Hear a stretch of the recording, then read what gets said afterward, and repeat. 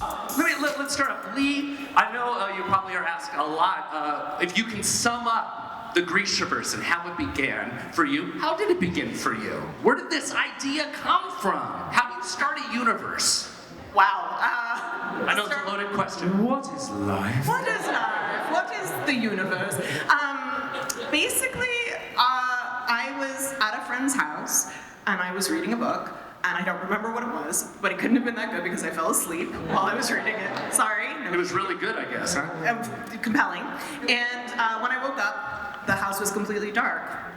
Like country dark, where you can't see your hand in front of your face. And I was sure there was a murderer in the house, because what murderers do is they wait for you to wake up before they kill you. Of course, of course. So I took my shoe off and was like, let's do this. But no one came to attack me, or maybe they were just terrified of me, who knows. And as I was getting ready for bed, once I calmed down and like checked under the beds in the closets, I couldn't get the idea out of my head, what if darkness was a place? And what if the monsters you imagined there were real and you had to fight them on their own territory? And honestly, that was the beginning. That question was where the rest of the Grishaverse came from. Fantastic, fantastic. And you guys love it, right?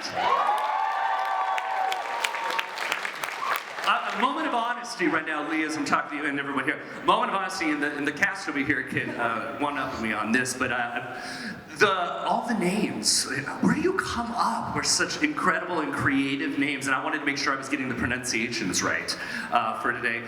As an author, and you're creating a world, you're creating characters, how do you do that? I mean, that's fascinating to me. I mean, I can tell you that Ben's name, but the Darkling's name, was a big issue of contention in the writer's room, because I don't reveal his actual name until the third book, which you can get away with in a book, but much tougher to do in a television series. So we had a lot of conversations about that, and Kerrigan is actually a character who comes up later in the books, but the writer's room liked it, and I loved the idea that he had sort of stolen the name of this nobleman to use as his own. He's like that, what can I tell you? But Jesper Fahey was named after my friend Morgan Fahey, who is Irish, and Casbrecker was actually going to be Bazbrecker. No. I know. We've been calling him Baz on set forever. Yeah. When he's naughty, we call him Baz Cracker. Whenever I drop something and do something uncool. You're like, you could never do anything uncool. No, he was supposed to be Bazbrecker, and then a series came out, Rainbow Rowell series, Carry On, and there's a main character named Baz, and I was like, there can't be two Bazes. I feel like Bazbrecker feels much more like showman-like, yeah. So, and then Inej's name came to me sort of instantly. I just knew who she was, and then when I saw Amita, I was like, oh, yeah. She arrived. That's a wonderful compliment, Amita. That's got to be wonderful. Let me ask the actors here. So you're now part of Shadow and Bone, and everyone's loving it, and we have another season that's going to be coming out, correct? Yes? Amita, I'm going to start with you. How familiar were you with the Grishaverse and the book series before this role came your way? So I got the audition through, and I realised it was Shadow and Bone, and then I was in the Six of Crows duology, and I picked up the book straight away, started reading it, and I just could not put it down until I finished the last final words of Six of Crows, and then to my wonderful surprise, there was another book called Crooked Kingdom, so I went out and got that. And instead of focusing on my audition, I was too busy reading the books because they were so good. And then I ended up doing my tape, which was my first round, and wasn't very good. I didn't think it was, because I wanted the part so badly that no matter how many takes I did, it just didn't feel like it was enough. And then luckily, I got a recall, and by that time I'd finished all of it, so I could focus on my audition. Yes. And luckily I ended up getting the part, and here I am. Great. Can I just say, please. I know you're saying your tape was bad, but literally when she came on the screen, I was like, oh no, she looks exactly like Inej, and I was like, please let her be good, because you don't know, right? Like sometimes somebody will be like, that person is beautiful, and then they start talking, and you're like, oh, please be quiet.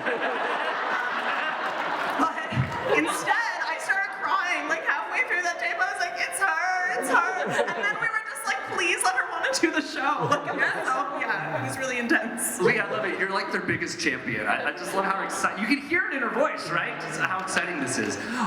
Freddie, similar with the same question here. Were you a big fan of the books ahead of time? Did you know about I had heard of the Grishaverse before, but as I got the same sort of audition email through as Amita did, but it came with this very useful website called Grisha Wiki.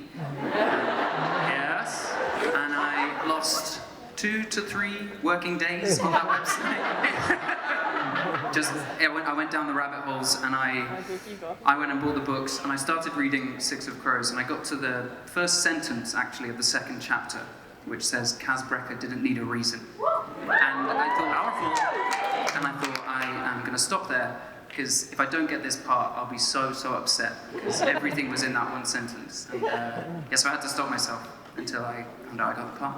Yeah. Kit, I'm going to take it to you with this one. Do you feel pressure, because Shadow and Bone and the whole Grishaverse series of the books that have come afterwards are a huge success, a huge following. Do you feel the pressure to portray your character, up to everyone's expectations? Do you channel that, or you try to push that out of your mind? How many people are in this room waiting to see what I'm going to say? Yes. Or waiting to see what I might do? Yeah. Pressure's real, man. Yeah. It's real. It's legit. I definitely felt that way because we were kind of all cast together, but these two were cast before, and so I also had to fit into a trio. Even if I could play Jesper, I have to be the right Jesper for this Kaz and this Anesh. And so I definitely felt that pressure, and then when we were announced, we hadn't started shooting yet, but all of you had ideas. Oh, and they do. Yeah. In a good way. In a great way, but the expectation that you might have, and the kind of the wait to find out what it's going to be, like we have that too, like, because we're excited to see what it's going to be, and we don't really know. I always say, we were making something that we thought was cool. Yeah.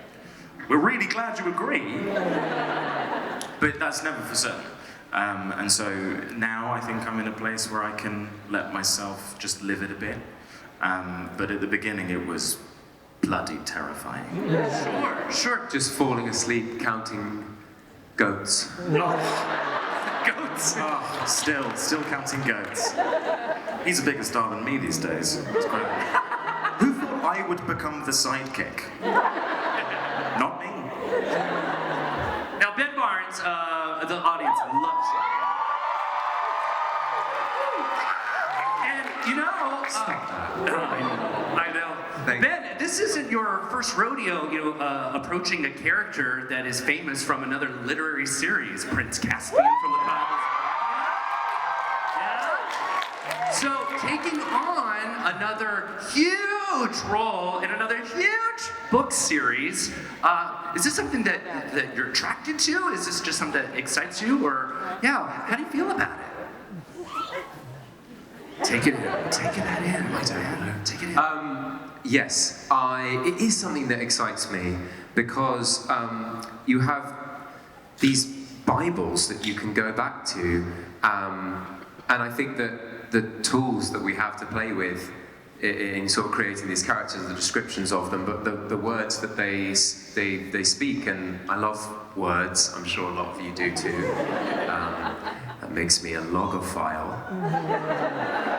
Lover of words, which I learned quite recently, probably from Freddy. He Googled that. I love the way you say that. I mean, it sounds filthy.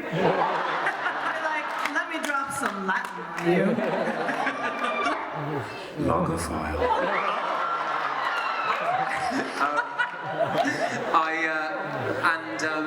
But I wasn't a stranger to the sort of the pressure of, particularly with the Narnia stories. I love those books from when I was 8 years old. I still have my copy, and so to be casting something like that, I think I put quite a lot of pressure on myself. And I hadn't really I'd done one, maybe 2 films by that point. Was quite green, didn't know what I was doing really. So. But by the time it came around to this, I've been doing this a little while, and I felt like this character had a sort of pieces from some of the other characters that I played, or things that I felt confident I knew how to portray, but then I actually called Leigh on the day that we were filming the scene in the tent where I test Alina, sort of the first proper scene that you see Kirigan in. And I said, I have been in these worlds. I've played living, real people who were with me on set, and I've done these very famous books. I've done, you know, adaptations from Dorian Gray to Narnia, but I've never felt like I was in a story for a whole day. And when I was filming that in the tent looked like I imagined it. Alina looked like I imagined her. The costume felt how I imagined it would feel. And I called you and I said, I feel like I'm in a story. I feel like I'm on a page. All day I felt that way. And that's when I thought we were sort of onto something a bit special with it. I don't know what you asked me, but No, you answered it, but then you added to it. You answered it. It's great. Leigh, to see your book series, at least the early part of the series, come now to a successful series. For you, as you were writing and imagining it, now to see it, is it similar? You know, to tag on like what Ben was just saying, he goes, I felt like I was really there. This was what I thought it should feel like. Or do you have similar feelings, or? I mean, look, when you're writing a book, your only goal is, are there writers in the room? Writers? Some other people? When you're writing a book, your only goal is to finish the book, right?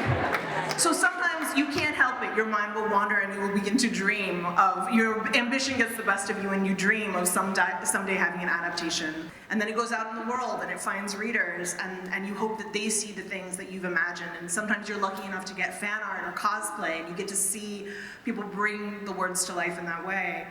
And then to actually have this happen, like there was a part of me that did not actually believe this was happening. Like I was like, when they sent me the first dailies, I was like, oh. You were still saying that as it was about to air. Yes. It was already in the can. I do what is called disaster origami. Like you can give me anything and I will be like, look, I made it bad. Oh. Yeah. I made it scary. Like that's how I live my life, is waiting for things to go wrong. So I was like, they're not gonna air it. They're not gonna, I don't know. They say it's gonna air, but who can say? So It sounds like the basis of another book, I mean, honestly. But for me, being on set, getting to meet them for the first time, they can all tell you how I cried at everything. I absolutely wept. And then also getting to actually be in the show just briefly. And to do that particular scene I was just supposed to be in a scene where I like opened the door for Alina, and instead I got to be in this huge scene that I remember writing. I remember sitting at my dining room table and writing this moment and trying to figure out the choreography of it and trying to figure out the Darkling's lines in this moment, and to suddenly be there, like, it was the most beautiful thing. Like, it was just the most beautiful experience, and so few people get to do it. And the reason I got to do it was honestly because of all of you guys. So thank you for that, and thank you to all of you. I think that's just such a beautiful thing to hear. Isn't that wonderful, everybody? Isn't that wonderful? So, with the great talent we have here on stage, how helpful was Leigh while filming Shadow and Bone? Any of you want to take that? Was she a great asset to, develop? Such a loaded question. What if they were like, oh, she was a disaster? Well, I was, yeah. No, well, I'm going to come straight in and say 100%, because especially for us three, we were the only people on season 1 that weren't adapting any specific scenes. Sure.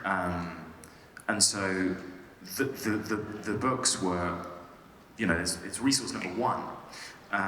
And the way that we were trying to build characters, you go like, well, if I do a little bit of this bit here and I do a bit of that, like, I remember the first time I was walking through Getterdam and I was like, oh, there's a little quote about how Jesper's always in motion. And I was like, oh, that's when I'll use this bit. And you gradually get to build it, but really, I think, because I was with Kaz and Inej, I was like, oh, my job's really easy now.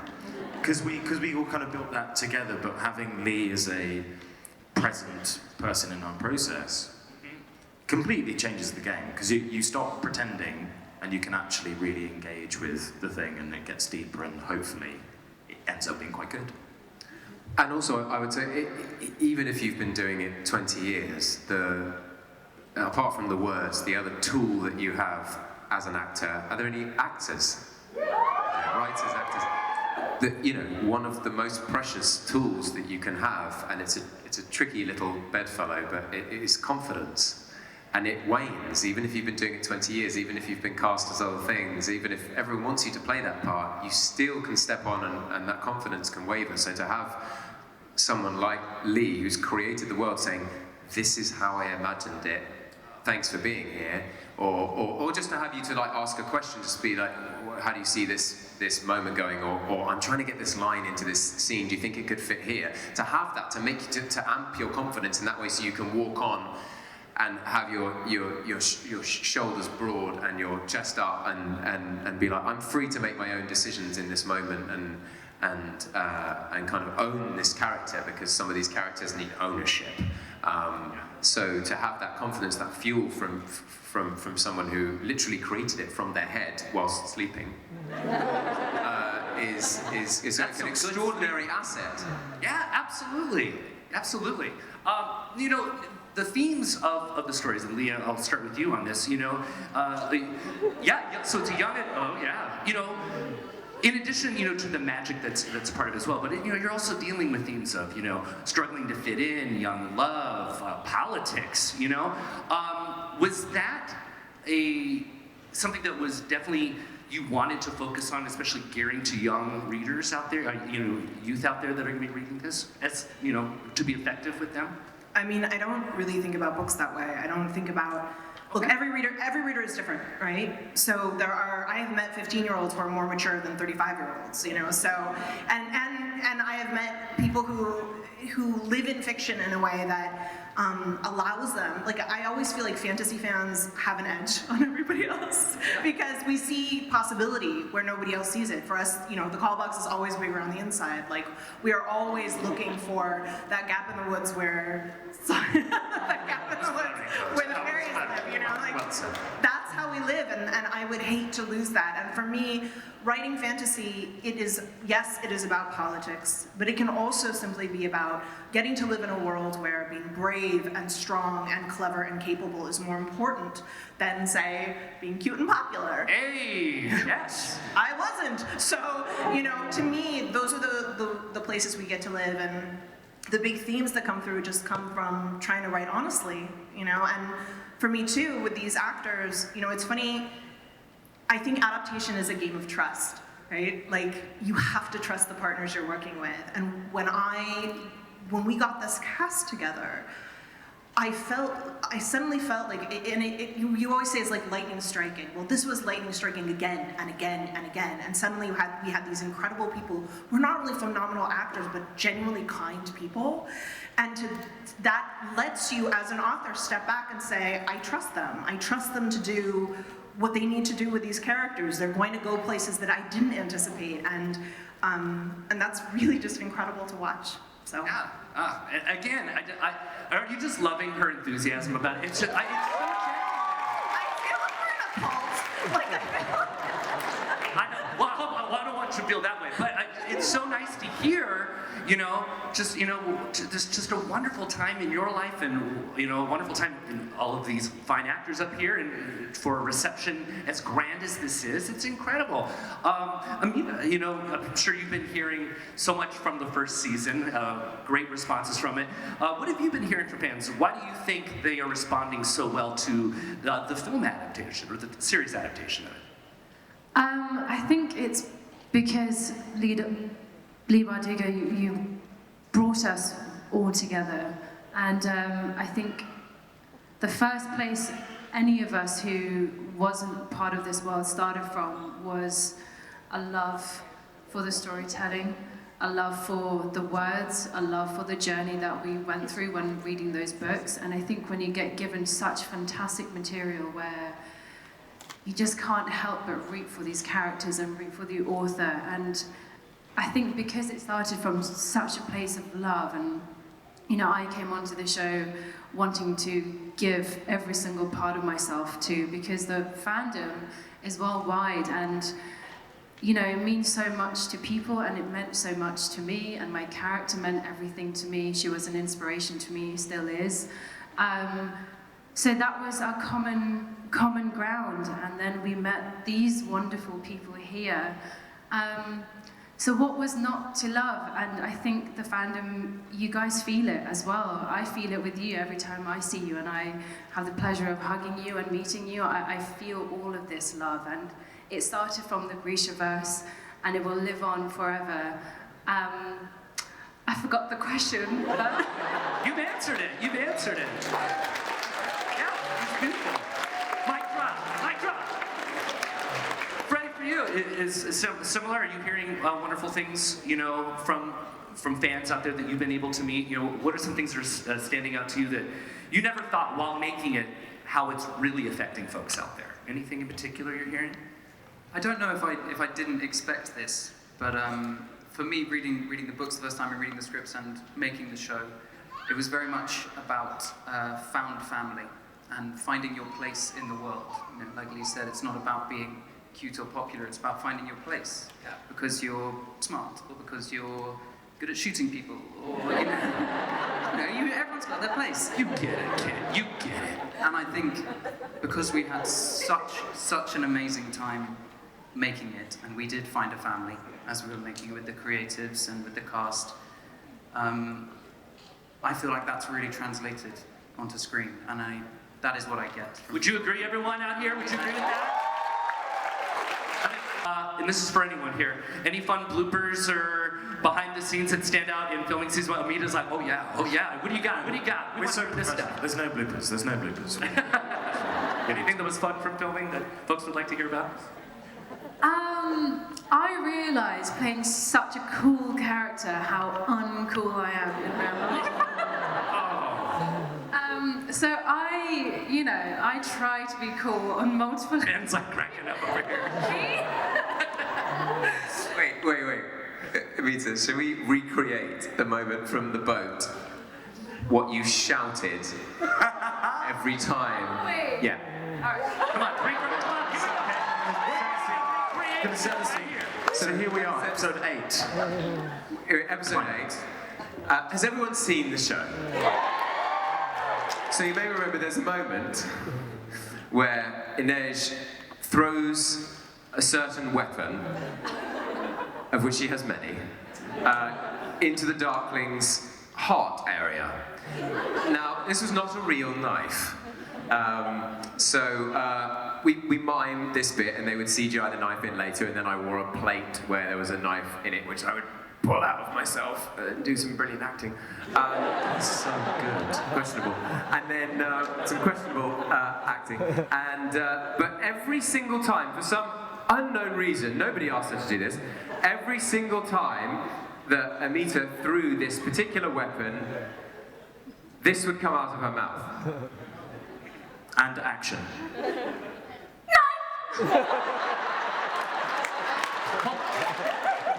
It went on for days. Every single time she just went.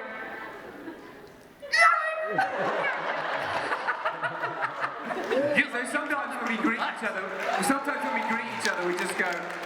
No. That's awesome.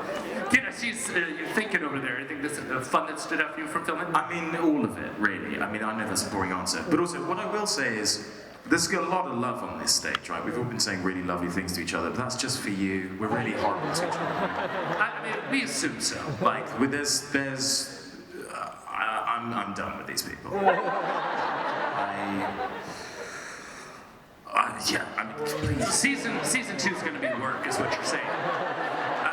No, this is all in jest. But especially coming into season 2, of which I am not allowed to say anything other than in Netflix we trust. We came in and we just got to pick up where we left off, and we had all of these memories together, and we had a huge level of excitement because now people know what it is, and we know what it is better. We're not just guessing. We can watch season 1 and go, oh, okay, that's what we're aiming for. But it also meant that we mucked around a lot more. I ended up kind of shouting acting before every scene, or at least I did. I don't know. Seems to be a lot of shouting. Just random shouting. things. Yeah. It's nice. I'm not saying anything else. You have to wait for the blooper reel. Leigh, are we going to chime in there? I will say that when I visited set, and this was after they had been on set in a foreign country for 6 months, you'd be sitting and you would hear them in the green room, which was a tent, you know, and they would be singing together. Like it was like they were at summer camp, and they're very good singers too, but they would all just be singing, and I was like, what is happening here? Like, it was pretty magical. One big kumbaya, yeah? If I remember correctly, it was 0 to Hero from Hercules. Excellent choice. Yeah, Kit, What have you done? I'm so sorry. Oh, wow. Come on, Kate. Oh, I hear you.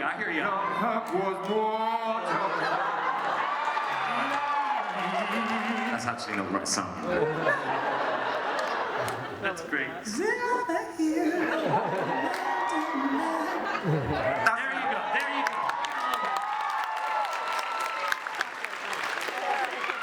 Well, I know we're all looking forward to season 2, but recently, Leigh, just this past week, I believe your newest novel for the Grishaverse has come out. Is that right? Yeah?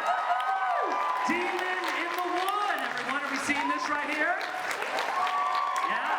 Getting this on camera here. Demon in the Wood has just come out, and it's expanding the Darkling's origin story, which says here back. Baby Darkles in the house. Baby Yeah, what can you tell us about the new addition to the Grishaverse? Yeah, it is the first Grishaverse graphic novel, and we also have an amazing audiobook that Ben was kind enough to lend his voice to. So, if you would like to have the dulcet tones of Ben Barnes lulling you to sleep gently, gently. It's mostly just him reciting words in Latin. It's fantastic. But yeah, it was. This was something I wanted to do for a long time. It allowed us to expand this short story, and for me, you know, the Darkling, General Kerrigan, has always been a compelling character because my goal in writing him was that you should always be questioning whether you agree with him. That there should be a moment where you're like, well, he has a point. So for me, that story is about elucidating that point and not just showing him at an earlier time, but showing his mother at an earlier time, and Ravka at an earlier time, Fjord at an earlier time, so that we see the forces that shaped this person who is actually, you know, literally going to be the person who guides his country, for better or worse, moving forward. Great, that's great. Are you all gonna be going out to get the book, right? Fantastic. That is a binding contract. It is. By you getting a ticket. That's exactly what it is. That's what you're gonna be doing. And you know, if you don't, then this one over here is just gonna start you throwing things at. Yeah. That's right. Yes. You don't like it, you're gonna throw the book at you. Nice. Well, so many fans out here. It's been great speaking with you guys, but I'm sure there's some questions. Are you guys up for some Q&A? Oh yeah. Fans out here? All right, everyone. So we have 2 microphones here in the house. The Darkling sucks. With a Z. Yeah, what's your name? What's your question? Hi, my name is Sam, and I'm a writer, and I love thinking about what my characters would do in weird situations. So this is for all the actors because I asked Leigh this yesterday. What would your character's go-to karaoke song be? Anyone? Choose wisely. Karaoke song. Yes. 0 to Hero. If anyone has one. Wait, Leigh, you're already choosing it for the character. Yeah, tell. Lee's picked them all for us. She's picked them. What are you picking, Leigh? It's great. So this is canon now because Lee's It's official. It's great. So Amita's karaoke song, so Inej's karaoke song is. Oh, I didn't think she asked me. She asked me last night, and she said, Darkling and Kaz, what would their karaoke song be? And I was like, you have picked the 2 people least likely to do karaoke. You, I gave I Will Survive. Yeah. Because at first you were afraid, you were petrified, but... And for Kaz... I chose Dancing Queen by ABBA.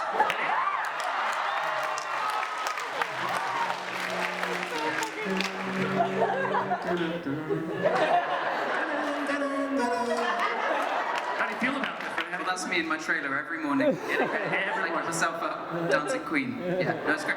I did ask this at one point. You're right. Freddie just reminded me. I had total eclipse of the heart. You right? Cool. Thank you so much. Yeah. Let's take it on over here. Hi, what's your name? Jasper will probably do all of Bohemian Rhapsody. You get to minute 3, you'd be like, all right, mate. Hi, my name is Marissa, and I'm from Philadelphia. And I'm a circus artist, so Inez is my hero. But my question is, what is one thing you learned during filming season 1 that you kind of took with you into season 2? It doesn't have to do with any plot, but just like in yourself. Weapons. Amita, because she just loves an edge. Do you have anything to add into that? That's a fantastic question. I took with me the lesson of always carrying heat pads because it was so cold. Oh God, so many. I think it was just taking the whole experience and remembering, because it's a different experience when you filmed it and then the show comes out and then you have a big break and then season 2 you're filming, but all you have left is kind of the show that's in front of you, and then because that's the only thing you end up seeing, you end up forgetting so much of the process of making it. So the lesson from that was just taking taking lots and lots and lots of Please finish this thought. taking lots of pictures.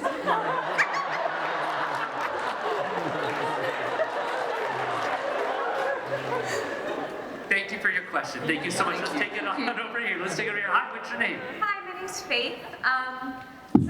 Not asking plot-wise, but for the crows, I know, Kit, you talked a little bit about having to fit in your Jesper to, Amita and Freddy's dynamic. And I know we've seen in the teaser for season 2, so it's not like a spoiler, but we've seen that you guys end up with Wylan and Nina at one point. How was it adapting the group dynamic that you 3 had and bringing new people into it? It was terrible. They are a nightmare. Yeah, I mean, we don't even talk to them anymore, do we? Their names? No, but it's one of their names.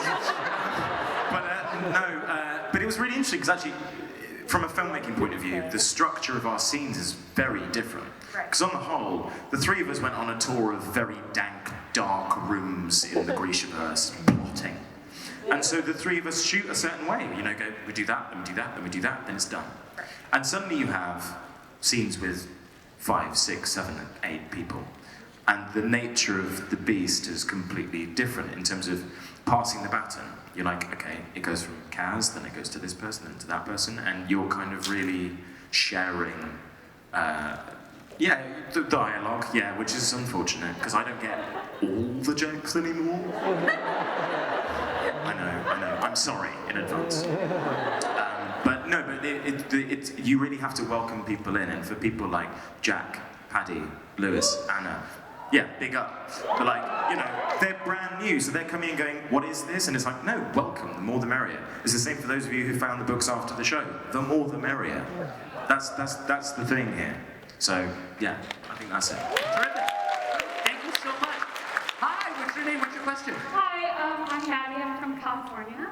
My question is, I noticed you tend to write tragedies a lot, especially. I'm pretty sure they're all rom-coms. Tom Hanks and Meg Ryan are going to be in one of these, I'm sure, right? But I was wondering what within tragedy inspires you so much, and for all the actors, how do you prepare for a role that is such, has such a tragic backstory? Oh, buddy. Look, I don't think I write tragedies. I actually think my stories are very hopeful and full of jokes. But mostly, I try to tell stories honestly. So I'm not interested in telling a story where there are no casualties, but there's a war. That doesn't happen. I'm not interested in telling stories where there's no price to be paid and where your past doesn't come back to bother you and where trauma is solved with a kiss. That's not how life works. So I'm not interested in writing that. That said, when I was on set for season 2, and I cannot give this away, but there was a scene they were shooting, and there was a small child crying in the scene, and he was a very good actor. And I was like, oh God, I am a monster. I have done a horrible thing.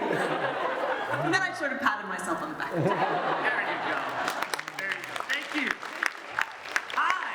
What's your name and what's your question? Hi, I'm Simone. First, I just want to say I love you guys so much. Like, you're my favorite people in the world. Wow. Thank you. Okay, so my question, I guess it's mainly for Ben and Freddy, but Ben, you once referenced a video of Freddy eating a banana with his Kaz gloves on, and you never posted the video, and I'm here to beg you for the video.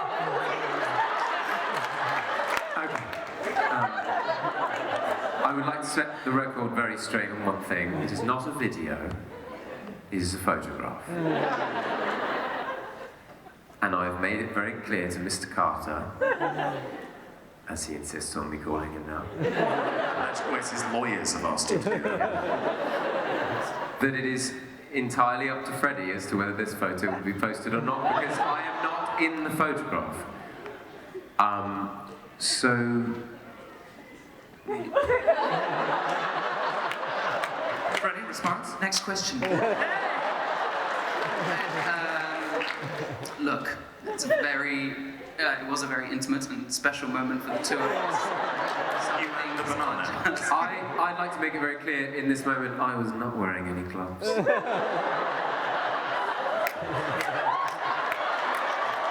need to move on. Thank you, Simone.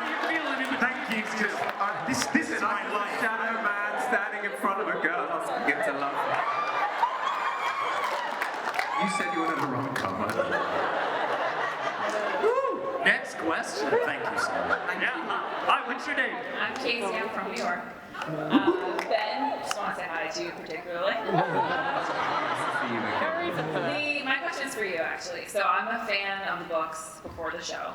And when I heard that it was being adapted to a Netflix series, but the crows were in it, I was like, whoa, wait, what? So Shadow and Bone and then Six Crows being combined together. How did you feel about that? I felt good. Look, I think I got better as a writer as I went, right? And there seems to be some kind of like stigma against saying that. Like, I think that Six of Crows is a very, I could not have written Six of Crows before I wrote Shadow and Bone. So for me, every book has been a challenge. Every book has been an opportunity to do better and to show this world, this Grishaverse, in all of its variety. And I would be sorry to only see part of that made. So this was a chance, you know, our choices were, well, you can make Shadow and Bone and hope that you get the runway to make Six of Crows, or you can crash these two vehicles into each other. Yeah. Heck yeah. And see what chaos ensues. So it was awesome. I was just wondering. I mean, I agree.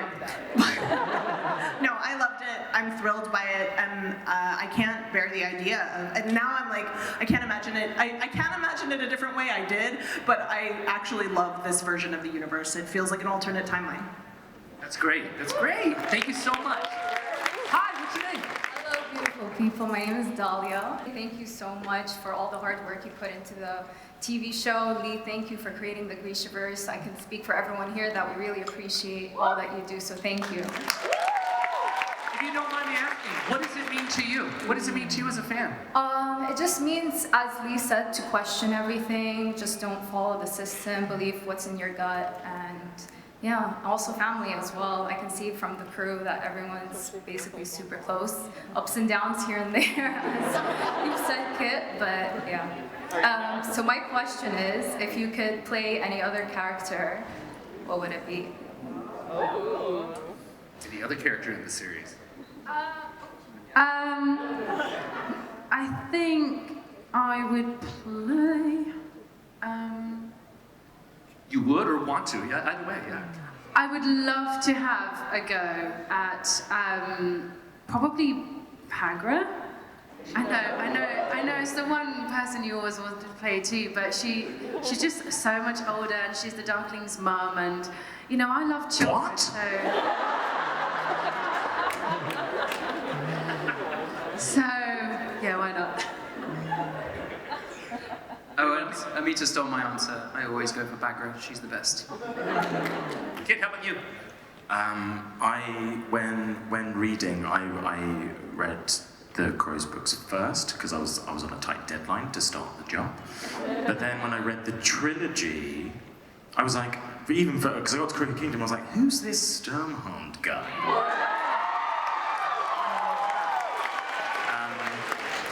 But Paddy's fantastic.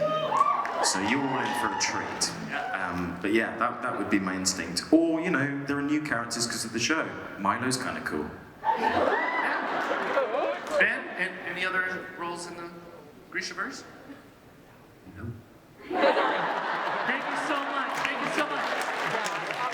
So we have about 3 minutes left. Let's do rapid fire now. Okay, so we're just gonna go question and answer. We're gonna try to get as many as we can. Go ahead. Blue, yes please. My name is Becky. I'm from Chicago, and all of your characters are very different and have very distinct personalities. And I want to know what you can relate to in your character from reading the books, and what you took from them as like portraying them on screen. Yeah. Anyone want to take that? The quick fire version of that for me is that Jesper has this kind of he deflects with charisma and charm and trying to be kind of above things and letting things not phase him, but actually there's a really vulnerable core there. And I was like, that's me on this job, pretending I know what I'm doing. So that just works every day, honestly, because it's so accessible as an actor. So that would be mine. Yeah, thank you so much. We're just gonna keep the rapid fire going. Right over here. Hi there, my name's Katie. Thank you guys all for coming. So if you could take anything from set, which you obviously wouldn't because Netflix, you know, but that wasn't your own. It wasn't your own, because what would you take from another cast member? Like a prop? Yeah, if you could have anything from set, it couldn't be your own. Whose item would you take? I mean, I can tell you I have Kaz's cane now. I tell you what I definitely wouldn't do. I wouldn't take a black kefta and put it on a mannequin in our showrunner's office without his knowledge. I definitely would not do that. Thank you so much. Right over here. We got about 60 seconds left. Hi, I'm Casey. I'm from Massachusetts. Thank you all for being here. You all are amazing. My question was, is there any music that you guys listen to kind of like get into character? Or Leigh, was there any music that you listened to while you were writing the books? I listen to a lot of Muse for the dark. I listen to a lot of the Black Keys. I'm currently listening to Stavros the Finishing, which is amazing. Cool. Oh, ooh, yeah. I listen to the Shadow and Bone soundtrack. Great answer. Right over here. Hi. Hi, I'm Sahara from Bahrain. I just want to say, Ben, I have loved you since Narnia. And Freddy, I have loved you since your horse show. Free reign. Free reign in the house. I just wanted to ask, what's the future for the Crows? Since they're in Shadow and Bone, will they get their own series, or is it going to be a continuous thing? We can't shoot two things at once. We're already in a show. We're quite busy. You could do it. In Netflix we trust. I'm not allowed to do anything. I mean, I don't know. We can hope for stuff, right? Yeah. Keep watching. You never know what'll happen. Yeah. Yes. We don't. They don't tell us anything. Fair enough. Wonderful, wonderful. Well, we've run out of time, but I want to thank you so much. Thank you so much, everyone out here.